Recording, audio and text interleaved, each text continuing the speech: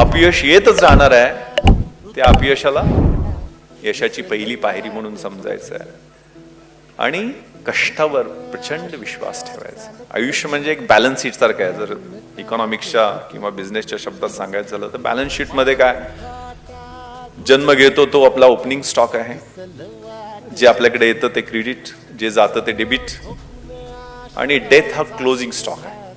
पण जगायचं कसं? असे जगावे दुनियेमध्ये आव्हानाचे लावून यत्तर, नजर रोखुनी नजरेमध्ये आयुष्याला द्यावे उत्तर. नको गुलामी नक्षत्रांची, भीती आंधळ्या ताऱ्यांची, आयुष्याला भिडतानाही चैन करावी स्वप्नांची.